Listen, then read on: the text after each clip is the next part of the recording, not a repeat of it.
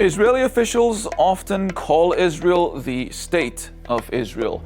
The near constant inclusion of the word state is a sign of the regime's sense of inferiority, insecurity, itself a fact that dozens of world countries do not recognize it as a state.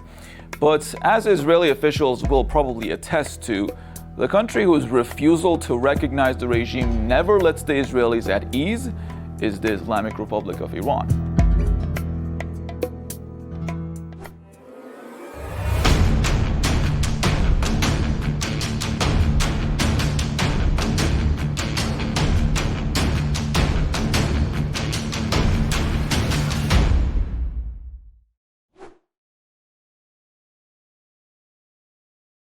Since 1979, Tehran has followed a consistent policy vis-à-vis the Israeli regime, and the two have had a history of antagonism that has shaped the world. In this episode of In a Nutshell, we are looking at Tehran's policy and treatment of the Tel Aviv regime. Immediately after the 1979 Islamic Revolution in Iran, the newly established Islamic Republic handed over the keys to the Israeli embassy in Tehran to Palestinian officials. In the view of the new government in Tehran, Israel was an occupying force, not a state. And that same year, Imam Khomeini, the late founder of the Islamic Republic, designated the last Friday of the month of Ramadan on the Islamic calendar as Quds Day. Every year on that day, people who care about the Palestinian cause around the world hold demonstrations to show their solidarity with the Palestinian people.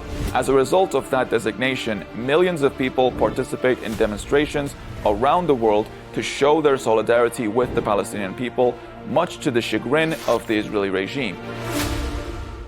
When the Palestinian people rose up in all-out rebellion against their occupiers from 1987 to 1993 in what came known as the First Intifada, the Islamic Republic didn't withhold support. Neither did it during the Second Intifada from 2000 to 2005. Iran has also called a major branch of its Islamic Revolution Guards Corps the Quds Force, after the holy Muslim city in occupied Palestine that the Israelis call Jerusalem.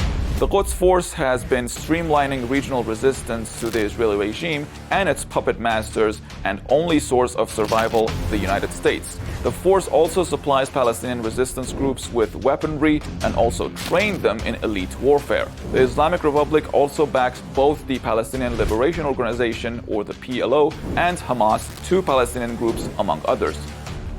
Tehran has been clear in expressing its stance. Peace is impossible without the resolution of the Palestinian issue.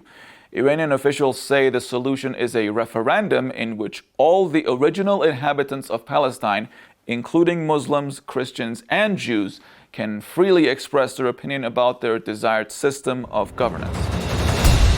When Egypt engaged in reconciliation with Israel in 1978, Iran refused to support the resultant deal, the Camp David Accords. Iranian officials said the Palestinian issue had to be resolved and decided about by the Palestinian people. Egypt was therefore stabbing the Palestinians in the back.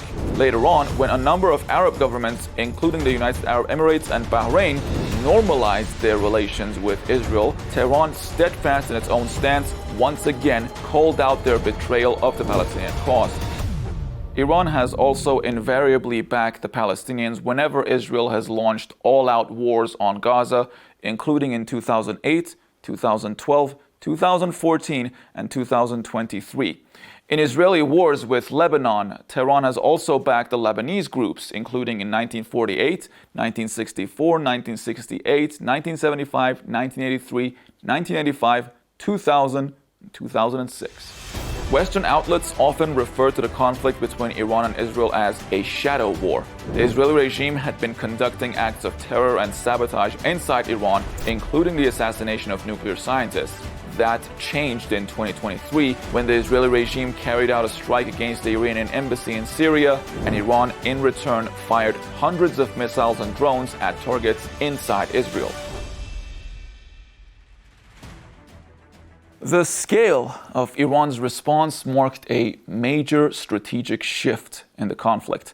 Military strategists now believe that Tel Aviv cannot afford to carry out so-called hit and runs against Iranian interests for the fear of Iranian counterattacks.